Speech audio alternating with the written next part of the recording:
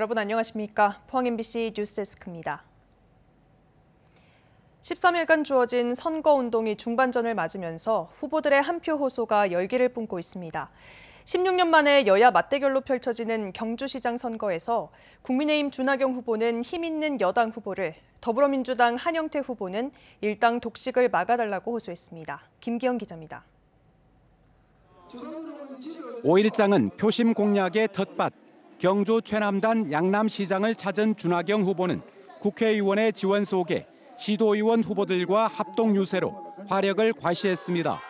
윤석열 대통령이 경주를 벌써 2차례 방문할 정도로 관심을 가지면서 원전 생태계 복원 등 경주 관련 사업 9개가 새 정부 공약에 포함돼 있다며 자신을 당선시켜 기회를 잡자고 피력했습니다.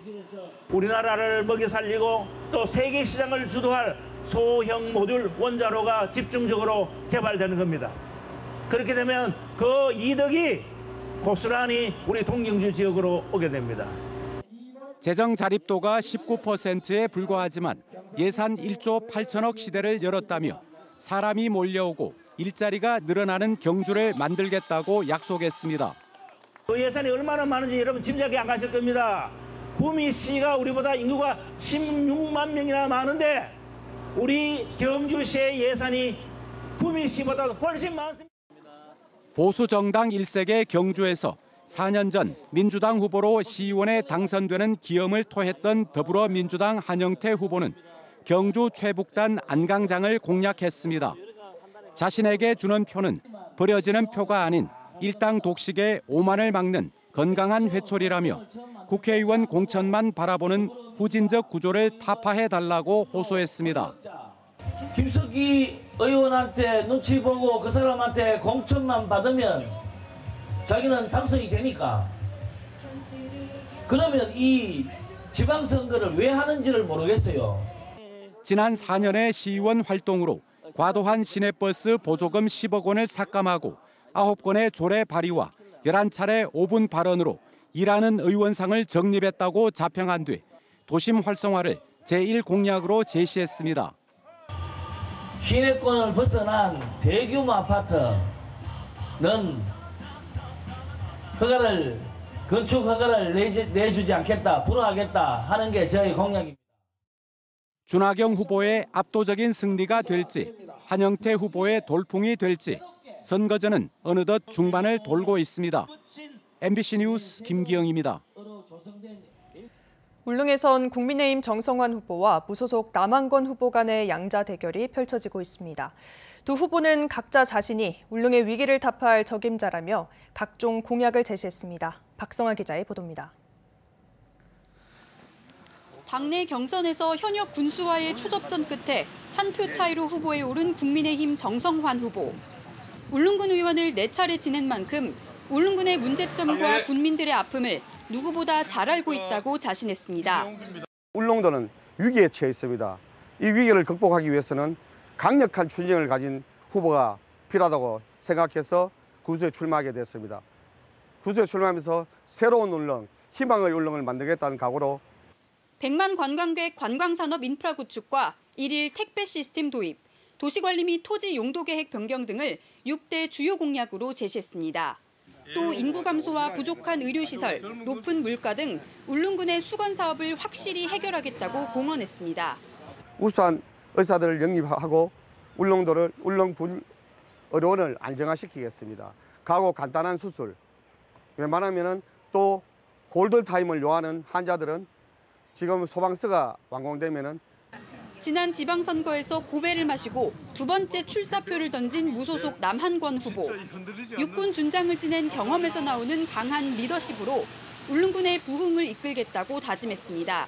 신비한 섬의 부가가치를 이 리더십이 실종됐기 때문에 흔들리지 않는 중심을 가지고 일할 사람이 절대적으로 울릉군에는 필요합니다. 8대 주요 공약으로 군민 모두가 주주인 울릉, 관광객 100만 명 달성, 따뜻한 복지, 치유와 힐링센터 건설 등을 제시했습니다. 신비한 생태섬에 천년 메디컬 치유와 힐링센터를 유치해가지고 세계인들이 찾아와서 치료를 하고 요양을 즐기는 섬으로 바꾸어 나가야 되겠습니다. 나무부는 또 울릉을 친환경 섬으로 만들고 주민들의 수건인 해안도로를 조기 추진하겠다고 밝혔습니다. MBC 뉴스 박성아입니다.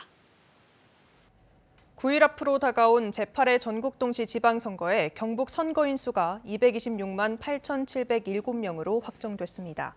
선거 연령이 18세로 하향돼 지난 7회 지방선거 선거인 수보다 17,169명이 늘었습니다.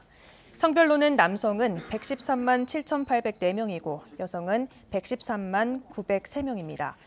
연령별로는 50대가 45만 3천여 명으로 가장 많고 10대가 4만 4천여 명으로 가장 적습니다.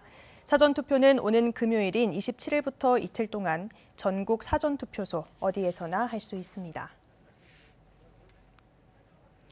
경주시 선거방송 토론위원회가 주관하는 경주시장 선거 후보자 토론회가 오늘 밤 10시 30분부터 포항문화방송을 통해 생방송됩니다. 이번 토론회에는 더불어민주당 한영태 후보와 국민의힘 준하경 후보가 참가해 주요 정책과 공약을 검증하는 토론을 펼치게 됩니다. 한편 포항시 남구 선거방송토론위원회가 주관하는 포항시장 선거 후보자 토론회도 더불어민주당 유성찬 후보와 국민의힘 이강덕 후보가 참가한 가운데 오는 26일 밤 10시부터 포항문화방송을 통해 생방송됩니다. 최근 1인 가구가 늘면서 원룸에 쓰레기를 잔뜩 쌓아놓고 이사나 도망을 가버리는 일들이 종종 있는데요.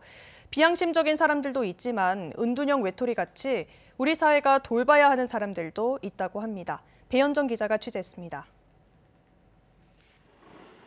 4층 건물에 있는 한 원룸입니다. 심한 악취가 나는 문을 열자 방 전체가 쓰레기로 가득 차 있습니다. 침대 위만 빼고 방 전체에 음식물과 비닐봉지가 쌓여 있어 앞으로 나아갈 수도 없습니다. 화장실도 폐허가 됐습니다. 이 5평 남짓한 방 안에는 음식물과 쓰레기가 혼잡하게 뒤섞여 있습니다. 제 옆에는 사람 키만큼의 쓰레기도 쌓여 있습니다. 1년 6개월 전부터 한 20대 청년이 월세로 살던 원룸인데 6개월 동안 월세와 세금을 내지 않더니 열흘 전 종적을 감췄습니다. 옆집, 앞집에서 냄새가 너무 많이 나서 신고가 들어와가지고 문 열어보니까 쓰레기가 산더미예요, 음식물하고. 알고 보니 청년은 이미 8년 전부터 가족과 떨어져 지내던 은둔형 외톨이였습니다. 학교 안 가기 시작하면서 방 안에서 이제 박혀가지고 컴퓨터 게임만 하고 인터넷만 하고 문 자체를 안 열어주니까. 청년 은둔형 외톨이는 37만 명 정도 있을 것으로 추정되는데 최근 1인 가구 증가와 더불어 늘고 있다는 조사 결과가 나오고 있습니다. 제가 여태까지 쓰레기 작업한 곳이 한 200군데 되고요. 그분들이 대부분 성향들이 90% 정도가 제가 봤을 때는 우울증하고 무기력증 이런 걸 갖고 있는 것 같았어요. 대부분 청년들이셨고. 전문가들은 특히 최근 40대 미만 무연고 1인 가구의 고독사 비율이 3년 전보다 62%나 늘었다며 홀로 고립된 1인 가구가 고독사로 이어지기 쉬운 만큼 은둔형 외톨이에 대한 조사가 시급하다고 지적합니다. MBC 뉴스 배현정입니다. 포항시 북구 선거관리위원회가 선거운동 과정에서 명함 배부 방법을 위반한 도의원 선거 후보자 A씨를 검찰에 고발했습니다. 선관위는 최근 선거군의 아파트에 주차된 차량에 선거운동용 명함 630여 장을 꽂아두는 방법으로 선거법을 위반한 혐의로 도의원 후보 A씨를 대구지검 포항지청에 고발했다고 밝혔습니다. 선관위에 따르면 A씨는 지난 4월에도 같은 혐의로 서면 경고 처분을 받은 바 있습니다. 전국여성노동조합 경북지부와 경주여성노동자회는 오늘 경주 황리단길에서 최저임금 인상을 요구하는 기자회견을 개최했습니다. 이들은 최저임금제는 소득 불평등 해소와 저임금 노동자 보호를 위한 최소한의 안전망이라며 최저임금을 대폭 인상해 성별 임금 격차도 해소하라고 촉구했습니다.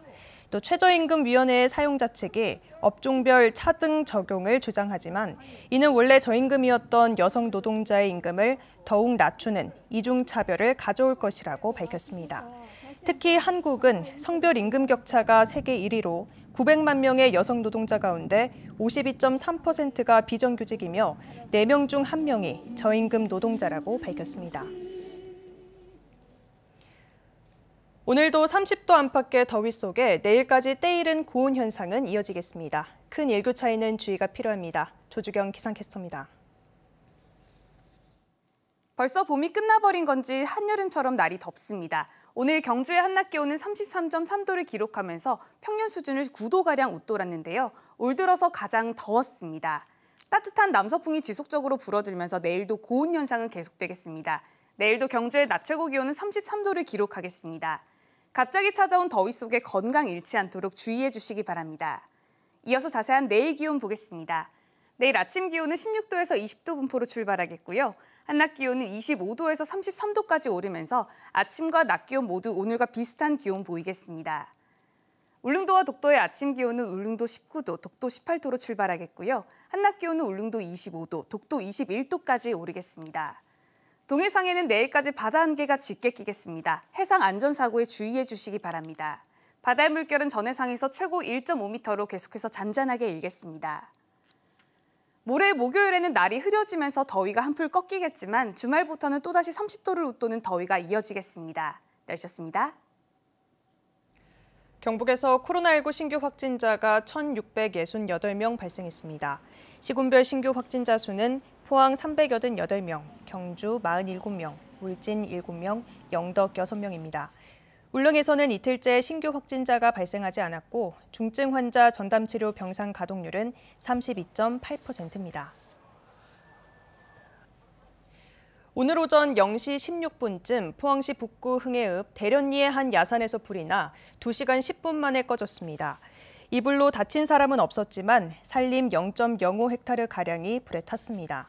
소방당국은 입상객 실화로 불이 난 것으로 보고 정확한 화재 원인을 조사하고 있습니다. 포항시는 과메기와 오징어, 건조, 어가의 일손 부족을 해소하기 위해 베트남 지자체와 외국인 계절 근로자 업무 협약을 체결했습니다.